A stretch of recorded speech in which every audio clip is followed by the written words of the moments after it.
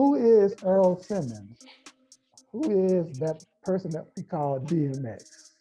Who is he? Who is he? But before you answer that, I want to start with the video that DMX did a while back.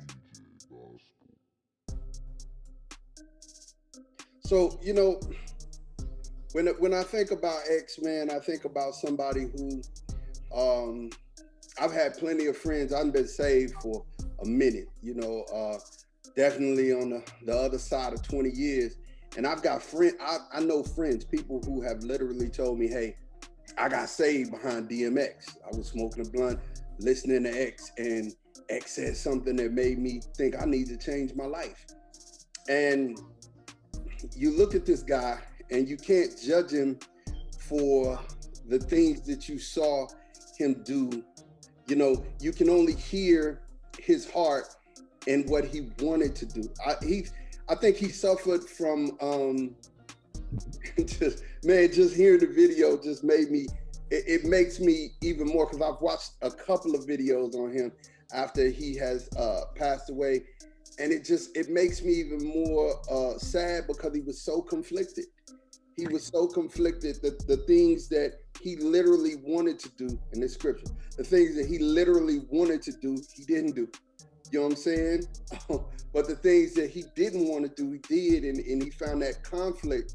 You know, when he would do good, evil was always present. It was there with him. And it's just sad that there was no one there to kind of walk the limb with him and kind of, you know, continue to walk the walk. And I feel bad that a lot of us that maybe even had the opportunity to impart were too busy being like Lot, just watching. You know what I'm saying? We get to watching the action and not really trying to be hands-on and be the hands and feet and say, hey man, look, let me come alongside of you and help you through this whole thing. But I do see a man who was conflicted in the fact that he did love God. He did love God with all of him. But, you know, he was just stuck. He was stuck. Yeah, that's real, man. So we're going to get into a little bit more of that as the night goes on. But like, we want to get into all those different nuances, addiction, mental health. But like right now, like what does it mean to you when you first heard him? Like, who was he to you? How did he inspire you? For me, I've seen that look he had with the scruffy beard and the eyes and everything, the way he looks like he just been through the storm, you know. You and I, me and my brother Shedrick, we've seen it. I think he's all of us, you know. Yeah. And I think we all know that he's us, and that's why he resonates with us, is because we just a few more turns, a few more steps, and we would have ended up in the same type of situation. I do feel like we had people praying for us, and I wonder if he did, you know, especially at that early age. You know, mom was a Jehovah's Witness, but she didn't really follow the religion like that. Grandmother Baptist, but we had people really praying for us, and I can tell you it was times when life would have taken a big turn if it wasn't for some miracle that happened to just kind of lead me back to the right path. So I think he's all of us, you know. Oh, I would say I can definitely relate to him after watching that clip. Man, that kind of took me back, because when I went to prison 15 years ago, oh man, that look he had, the eyes, talking about how he got shot, all of that. I've been shot, stabbed, all of that. So I totally was like, man, and when I went to prison, see, I sat in the county jail. When you get to prison, it's a whole new ball game. So when you get there, it's like, yep, I'm here for somebody. I knew what I did to get there, but I knew my purpose was, you know, changed up. So I totally understand it, because I ended up, you know, telling someone about Jesus Christ and how he can deliver them and everything, get them saved. And so I totally understand them, man. I do. That look, like Lowell said, been there and still there. You know what I'm saying? Still going through. Yeah. Yeah. Absolutely. Jack, you want to say something? I look at him as the life of the party. You know, like when he came, he gonna wake everybody up. You know, and he was you felt his presence when he was there, you know. So wherever he went. Yeah. I was gonna say the same thing. You know, during the time DMX was first coming out and really hitting the scene, I was part of a junior fraternity, and prior to that, of course, you know, I was involved with street gangs and stuff like that. And for me going from that lifestyle to another style where it was a positive group of brothers, you know, trying to do something positive and stuff like that. It was that kind of transition that I found myself like him, knowing that I was in that position to tell somebody something positive. I hadn't even found the Lord at that time, you know.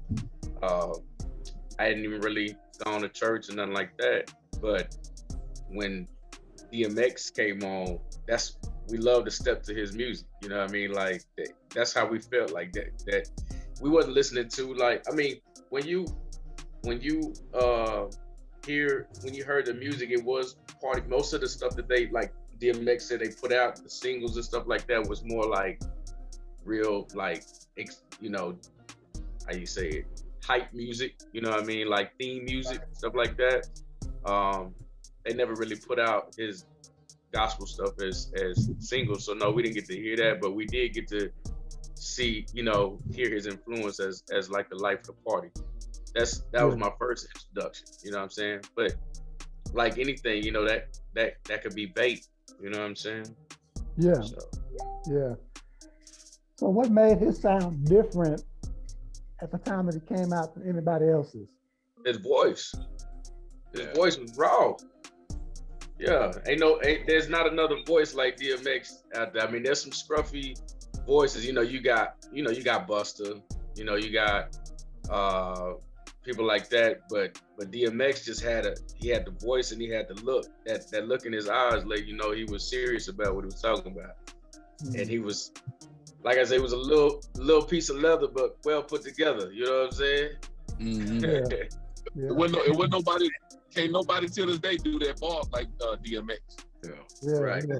And when you think about the bars, when you thought about the lyricism, I mean, this is a man that went toe to toe with Jay, and a lot of people think Jay is the greatest to ever do it, but he went toe to toe, you know. And definitely, like Blue said, man, the boy's voice it commanded attention. When he came on, he was biting the mic. And then literally he was saying he was saying something, and it was slick. It was like a slick thief. How he would talk to you, it was like, yo, I'm gonna get you. And every line, it was like, I'm gonna get you. And you were like, man, he probably will. Let me check my pockets. I believed it. You know what I'm saying? Most of his videos had a lot of guys in it. You know, he's seen the camaraderie, and you was like, this dude got a lot of dudes that have his back, you know what I'm saying? Mm-hmm. Especially like the Rough Riders anthem, you see the big boys from the prison yard in there, you know. I was like, dang, man, you know, this dude ain't to be messed with, you know what I'm saying? So he let y'all know he with it, you know? Yeah, I think he was dealing with a lot of the conflict, you know, because he obviously, in my opinion, when Lowell was saying he was a prophet, I view him as a man of God. I could, you know, there's certain things you could see on somebody that you just know. But I think his conflict was image. I think with the industry, he was real smooth and still adding gospel to it. That's real hard to do, especially when you're in that industry, when they want your image to be something else. I think he was still trying to do what he had to do because he knew there was a calling on his life. He just knew.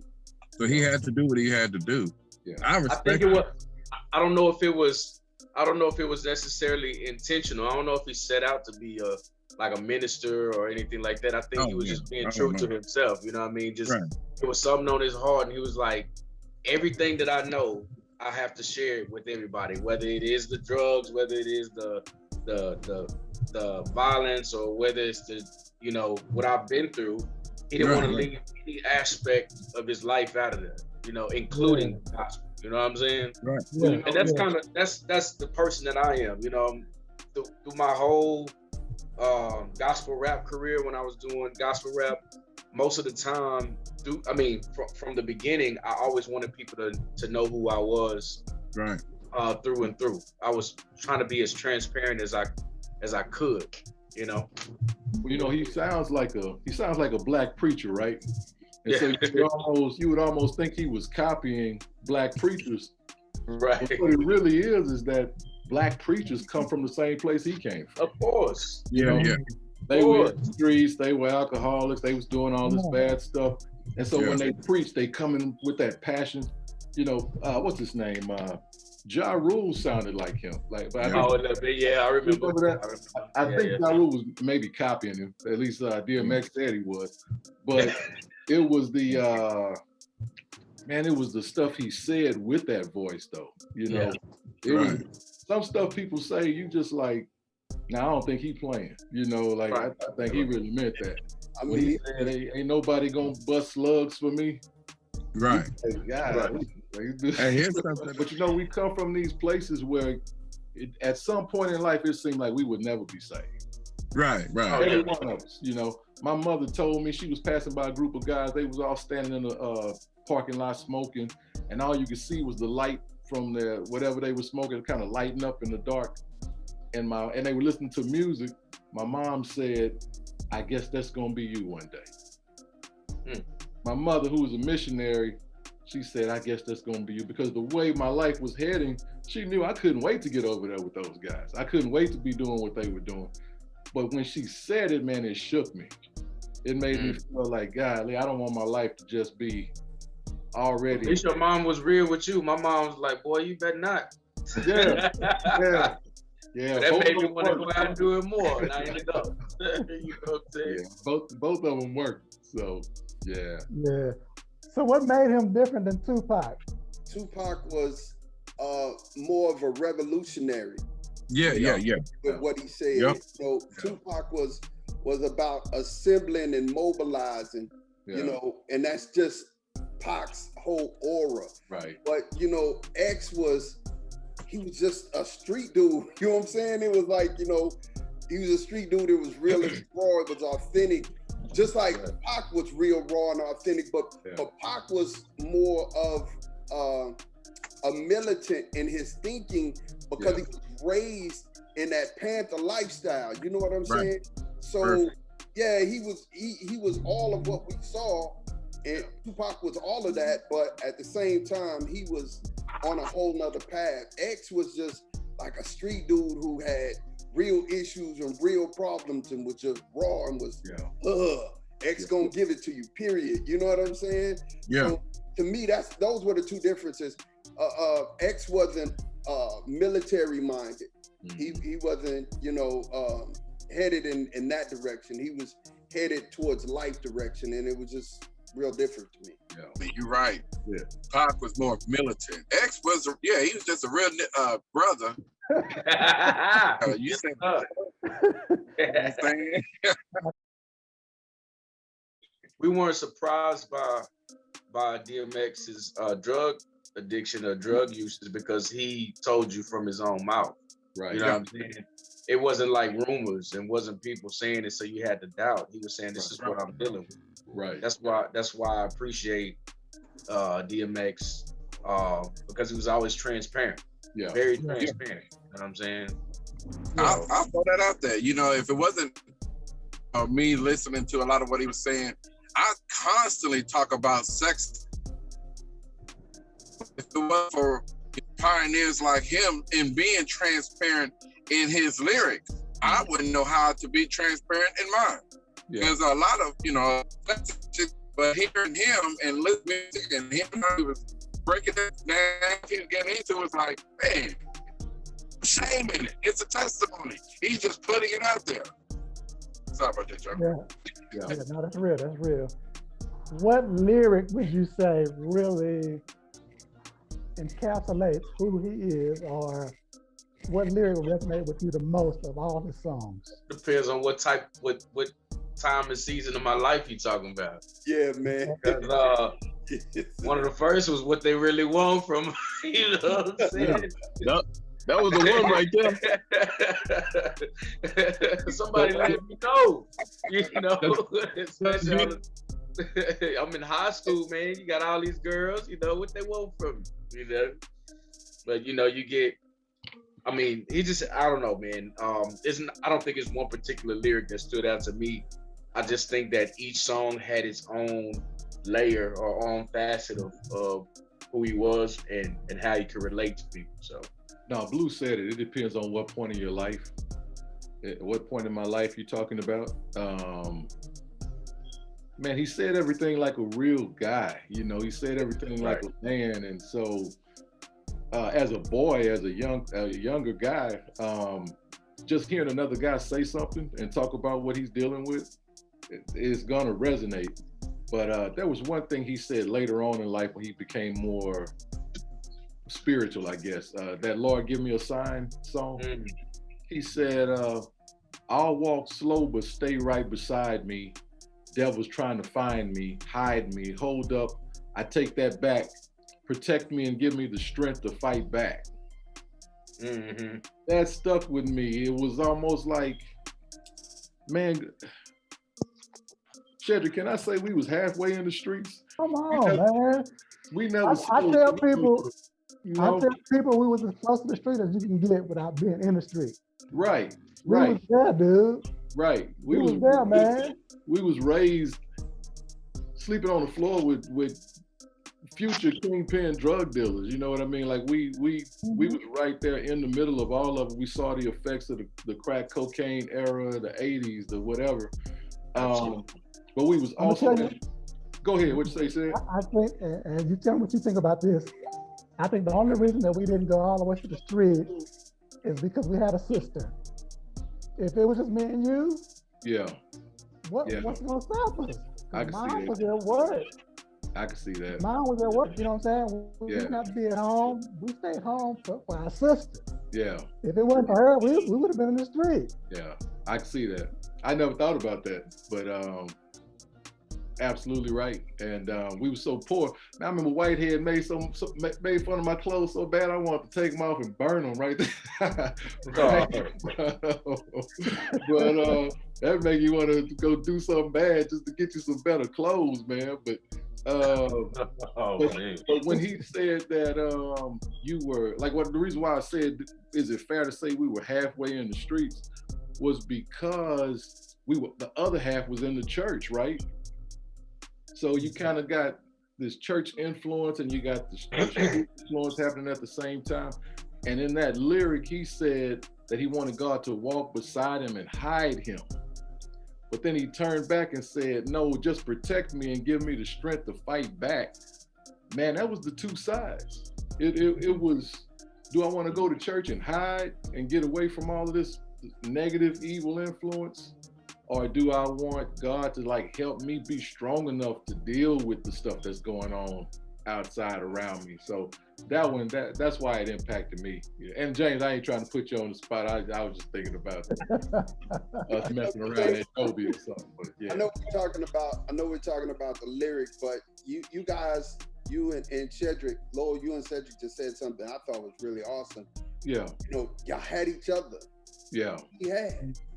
Yeah. Right? That's the thing that I think was the missing link from his life this whole time. Yeah. So he had his dogs. He loved dogs. Yeah. You know, and then he didn't have like someone walking right there with him that would be like, hey man, this far no further. Come on, man. You know, we can't do that. Where's that person? We've never saw that person. And you when you think back, you can think of, you know, people who are in the public eye, and you know that they have their circle of individuals around them that keep them level, especially the people who have survived a long time in the industry. Yeah. He thought he found the guy, right? Remember that story? Mm-hmm. He thought he found the guy who was going to be a brother to him. Yeah, that he actually introduced him to the stuff. Introduced him to crack. Yeah. Well, let's get into that. I mean, we already talking about it, so let's get into it. I want to play a video of X talking about that very thing, and then we'll come back and do some commentary around it. All right.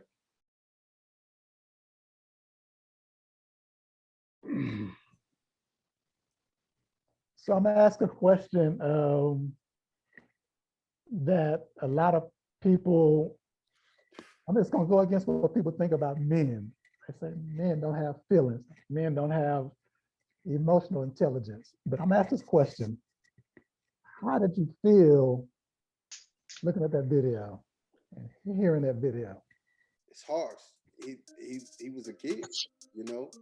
I mean, and when you think about it, when I first saw that interview, it hurt me to the core because it was like, you know, as a child, you kind of defer to the adults in the room, especially in our culture.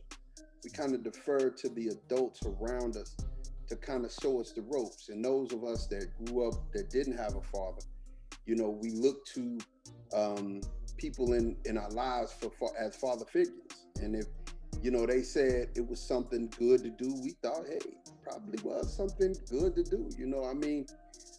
And to have that introduced into your life at such an early age, and God, it breaks my heart. It breaks my heart. It breaks my heart. So you see the struggle and the pain came from that place. It's my third or fourth time seeing it, man, and I I still felt very, very sad and broken inside. You know, I think I'm naturally an empathic person, and so I feel a lot from people. But that hurt me watching that because you know, one of my first things when I first joined the church, it was because I had so much bottled up inside from trying to be tough all the time. I was raised by women and no father, and the streets was like that father figure, and they taught us not to cry, not to, you know, not to have emotion, not to, you know, act like a girl, so to speak. When I came to the church, I seen men hugging each other, crying, you know, on each other's shoulder, embracing each other and stuff like that, and it actually opened up that segue to be an emotional, have an emotional side, you know what I mean? And I think for X the same thing, you know, getting closer to God allows you to keep your masculinity, but also allow to show that you do have an emotional side. So that video is him showing that, you know what I'm saying? And you can see him trying to fight back because he got this image to hold up, you know what I'm saying? But he's, again, going to be that transparent person. So I felt that. And so after watching that, it's kind of like I'm taking on his feelings at that moment, you know? If any man on this whole thing, I mean, all of us could say the same thing. There are still childhood traumas that we're unraveling and unworking. It don't matter how old you are, you get to a place to where you've dealt with them and through the grace of God and should be counseling, you know what I'm saying? You got on the other side of the issues, but you can't, if you'd be a liar if you say it didn't shape your life. You know what I'm saying? You'd be a liar if you say that you didn't struggle with this and that because of that. You know what I'm saying? And seeing those things and seeing, just like what Blue said, man, I'm heartbroken. I can't watch it without being heartbroken. You know what I'm saying? I can't watch it without saying to myself, man, you failed him. You had a chance to change him, but you failed him. You know what I'm saying? You had a chance to make somebody different, but you failed. And I never want to be in that place to where I'm looking back on my life and said, man, I had a chance to make an impact and I didn't. I had a chance to change somebody in a positive way and I didn't. You know, because like I said, childhood trauma is real. And until you unwrap that childhood trauma and face that childhood trauma, you can't get on the other side of it. And, you know, I include counseling inside of that. Jesus is great. Having my relationship with God has been wonders for me. But on the other side of that, there needs to be something else that helps you to continue to build and become stronger and better as a man. And hey, man, absolutely. I can't say I never heard of him going to sit down at these Robert Downey Jr. places where they sat down at for, you know, months and spent $80,000 to $100,000 trying to get rid of this thing. You know what I'm saying?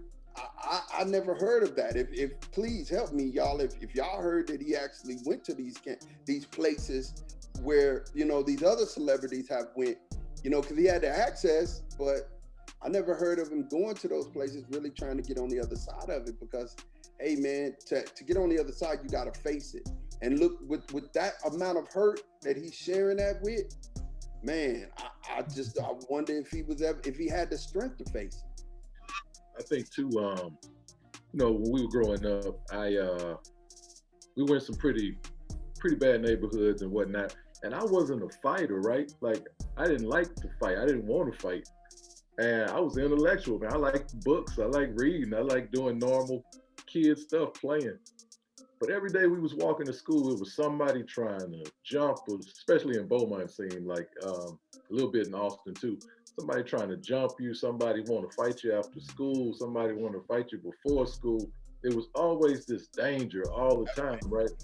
So I found myself going home and making myself get into a mentality to be ready to deal with this, you know, like absolutely to be ready to like snap, to turn it on, you know, at a moment's notice, because you had to always be ready.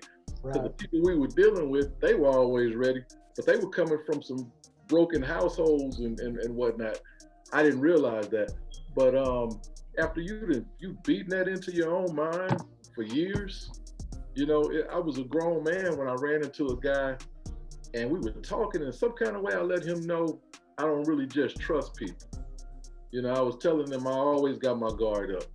Anybody else I ever told that, they were like, me too. You know, like every other man was like, me too, I'm the same way. This guy said, maybe you should talk to somebody.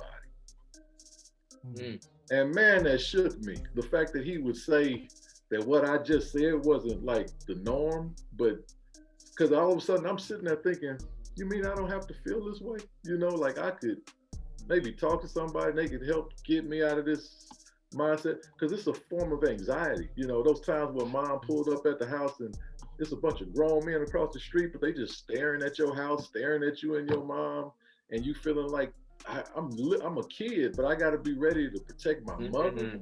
You know what I mean? I got to be the man of the house and protect my mother, my brother, my sister. It was time, Shedrick, I didn't even want you with me. Mm-hmm. My little brother, I didn't want you with me because I felt like if anybody, it was two people for somebody to attack now.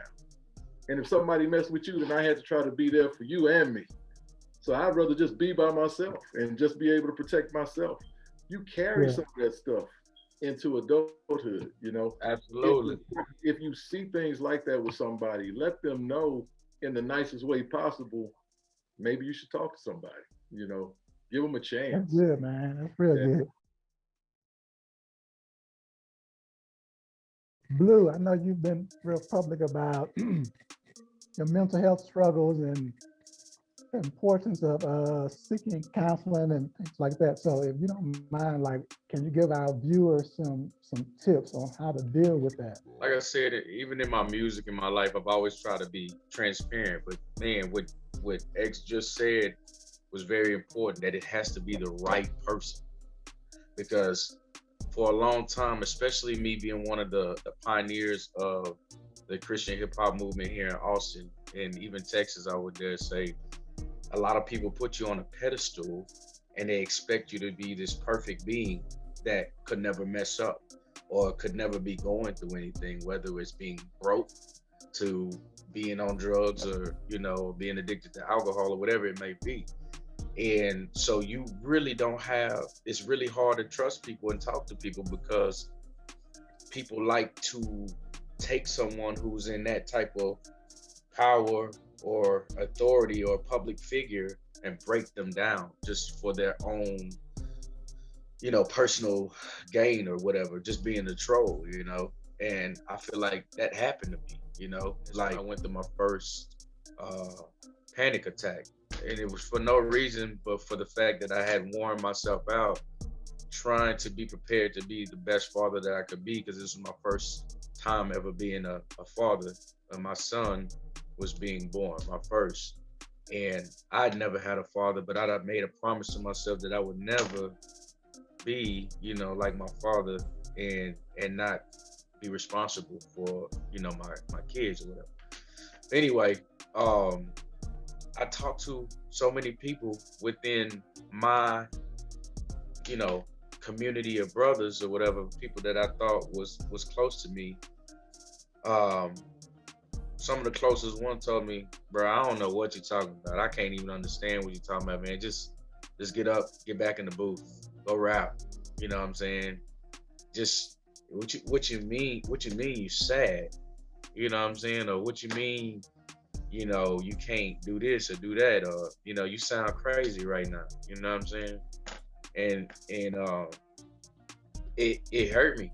You know, it hurt me worse than anything else. Like that's why it resonated with me with X, because I hadn't had the best relationship with my mother either. You know, I didn't have a father, but my mom had to play so many roles. I was the only child to a single parent mother who had me when she was 17. And, you know, so she had to be my mother, my father, my sister, you know what I'm saying? She had to be my friend at certain times, you know what I'm saying? Because she was so overprotective that I couldn't go outside sometimes, you know what I'm saying? So just having being betrayed by her early in my life of going through that, and I turned to the fellas, whether it was in the streets, then on to the church, especially in the church. You know, I'm thinking, okay, this is a different set of brothers. You know what I'm saying? And when that happened, that I think that really hurt me the worst. You know what I mean? I've been going through this traumatic time in my life, not understanding that we were so heavily minded that we was no earthly good. You know, it wasn't until I met a pastor who was going through the same trauma I was going through. And I didn't even know I was going through depression, anxiety. I just described to him these things. I was like, man, pray for me, man. I want these demons out of me, man. People looking at me crazy. I think I've been possessed. You know, I'm having hallucinations. I can't walk. I can't talk. I can't eat. You know, what's going on? And he's like, I think you're sick, man. He's like, you know, you should go see a doctor. And I said, but I want you to pray for me.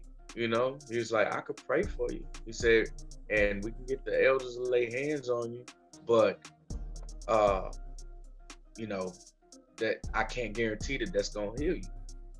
And and that was the realest thing that I ever had heard, because from a lot of the charismatic churches I was going through, they put the onus on you. They say, if you believe and if you have faith, then you'll be healed. You know what I'm saying? And they'll make it seem like the reason why, you know, you're still blind like myself, or the reason why you're still depressed, or is because you didn't have enough faith, as opposed to going through a process of building that faith. You know what I'm saying? With building your natural man, going to get actual counsel to figure out how to be healed from some of the trauma that you went through. So that was one of the realest things I had ever heard, was we can do this, but it's not. And he also said, you know, he said God can heal you, and he will, but if he chooses not to, is he still good? It's like, whoa. You know, that was a question, because then again, it had me challenge my own faith. Like, do I still believe that God is good if I never become the blue that I was, that people knew, you know? And I said, yeah. And from that point on, I was open to receiving, because he said, you know what, I'm laughing, and not at you, but because I just went through this. And he's like, and I'm doing a lot better. And I said, well, how'd you get healed? He said, I took my medicine. You know, and that's something that we didn't talk about really in church, you know, about, you know, taking medicine for anything other than, you know, your headache or something. You know, people still want to pray that out as well. But, you know, I think that it's important to talk about the natural things, like your natural man within the church. You know what I'm saying? The things, you know, yeah, everything is spiritual, but you still have to handle things in your natural man. You still have to take care of your natural body. You can't get healthy by just praying. You know what I'm saying? and faith without works is dead. So I can believe it all that I want. If I never get into that gym, I'm never going to be healthy. If I never get to that counselor, I'm never going to actually deal with the problems that are underlying, you know what I'm saying?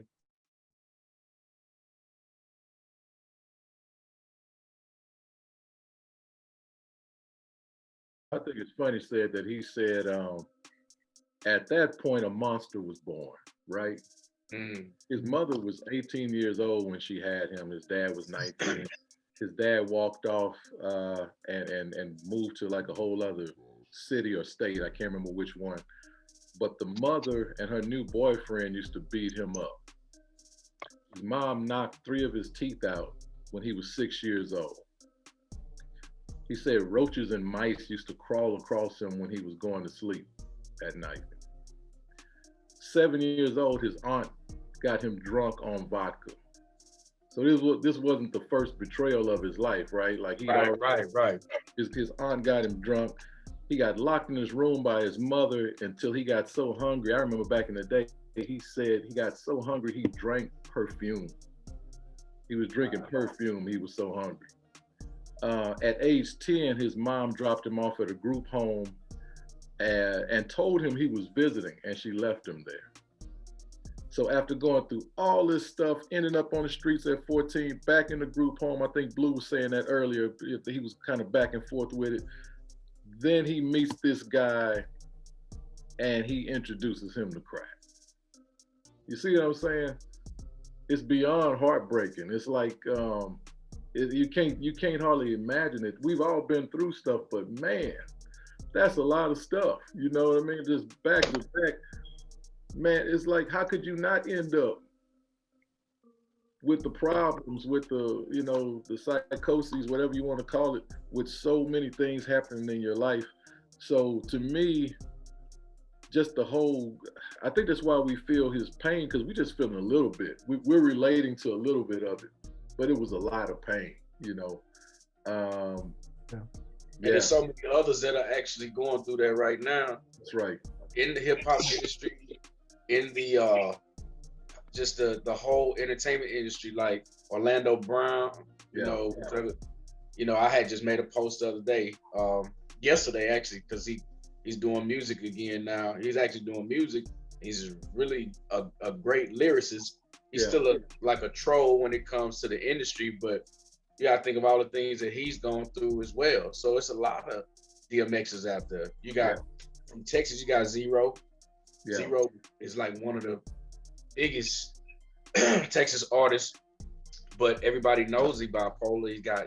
He's got issues, and he has lost a lot from the time he was a young person. You know what I'm saying? And all of that is still things that have not been dealt with. You know what I mean? We can name people from different coasts. Each coast that are dealing with this, and it continues because how do we break that curse? Yeah, there's more than it's more than one element. God and the church is just one element. We as people still have work to do. How do you think a positive male influence might have changed his life, or even your life, those of us who didn't grow up with fathers? How might a male in the home or a mentor have changed the trajectory of our lives? I think a male, if he would have had a positive male influence, it would have gave him more structure. Yeah, especially a positive male influence. If he would have had a father in his life, I couldn't see his father. I think he would have known about drugs, and accepting any and everything from everybody. Yeah, just picking up on where Jackie left off. I think that it's it's hard to really say what all that a father might do. I grew up without mine, and I found myself. You look for male influences. You kind of seek them out. I was always trying to test myself against whatever some older guy was telling me was the norm. For us for a long time, I think it was my cousin Todd just stepping in and kind of helping us. And helping us, but what was he doing? He was always pushing us, right? Always trying to make us do some crazy stuff.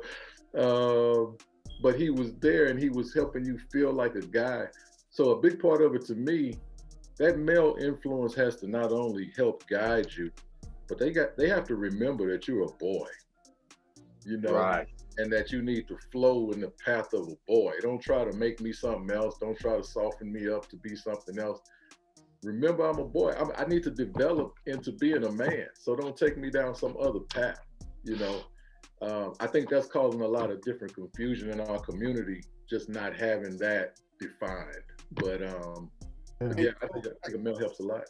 I agree with everything you just said, man. And having raised two boys, 26, 21, you know what I'm saying? Two young men, I was able to provide something that I was denied.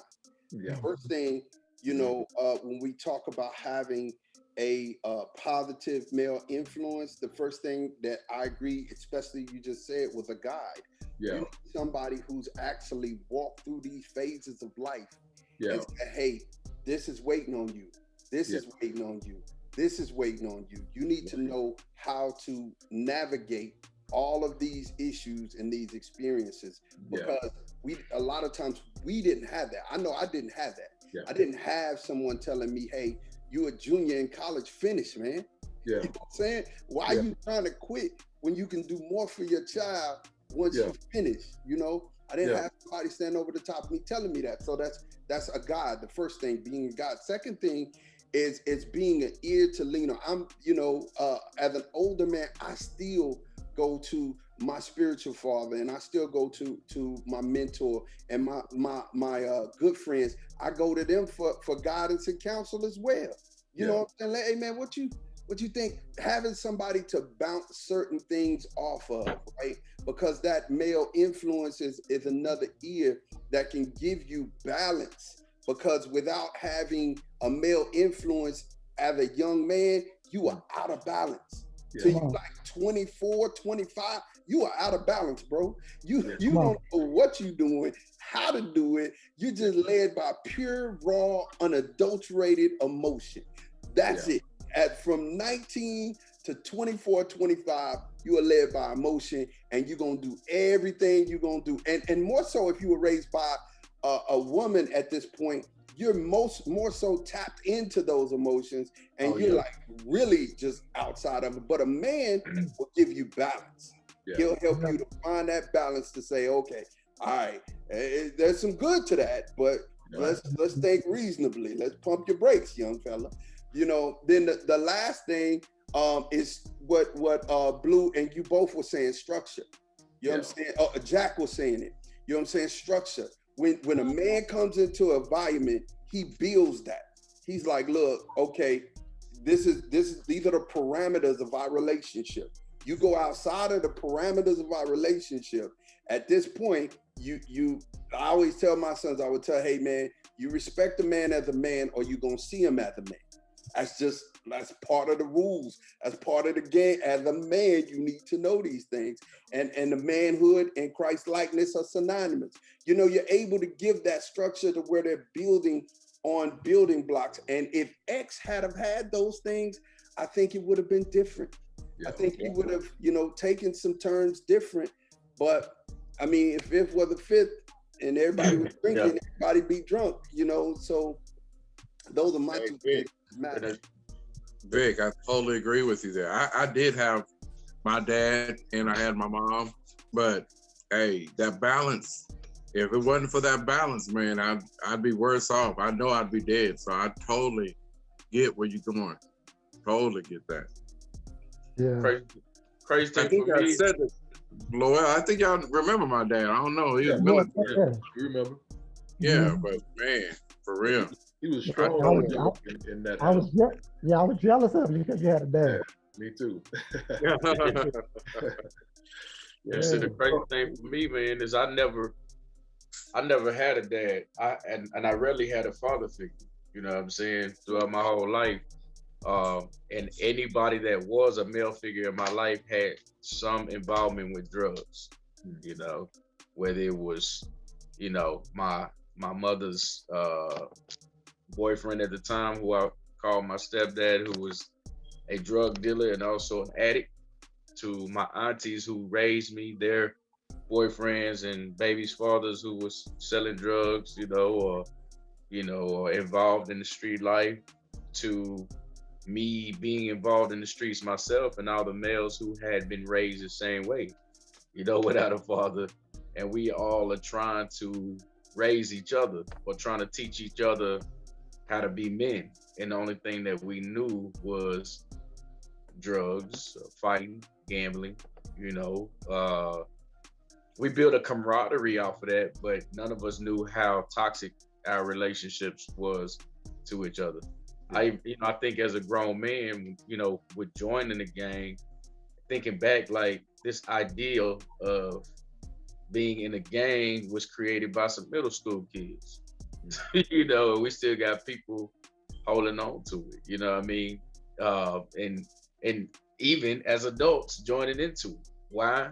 Because they're still broken and they're trapped in that time. It's like when you go to prison or something, when you come back out, you're in a time. It's like it's like a time machine. You still at that same age you was when you went in mentally. You know what I'm saying? When you try to relate with the outside world. Hey, Blue, do you still feel like you missing stuff from not having that growing up? Have you been able to make up the gap? I didn't even realize it because the church ended up becoming like sort of some of the pastors that I followed up on even though, some were toxic as well, I started learning certain things about discipline. There was a time in my life where, I was going to the gym every day. I was going to church every day, not just Sunday, every day. You know what I'm saying? Like, even though I feel like sometimes that could be toxic, you know what I'm saying?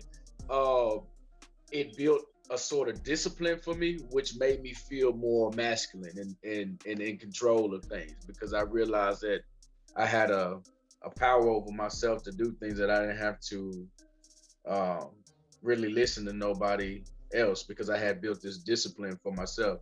And a lot of people that work with me could tell you that I've always been stubborn. I'm a Taurus at heart. So, that fed that side. But as far as missing, growing up, now that I've gotten older and I've had children, you know what I'm saying? It's hard to tell them, man, you don't have no grandfather.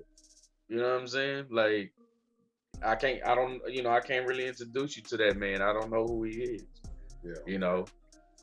And also trying to teach them, or even being married to a woman whose father was in the military. All of the man that you know what I'm saying? Like, had that structure, had that, and I grew up without a father. So we are now trying to balance what she feel is a man, as opposed to what I was taught as being a man, which really was a strong Black woman. You know what I'm saying?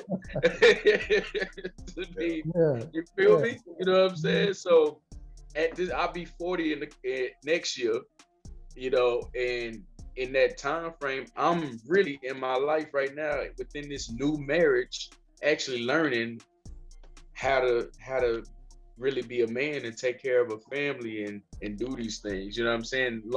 Knowing my responsibilities as a man.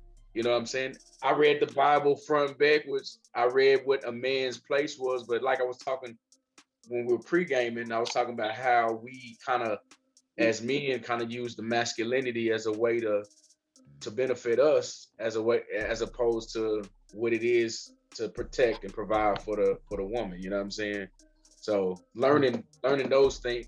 Had I had a positive male role model in my life, during my life, I would have learned those things way early on. You know what I'm saying?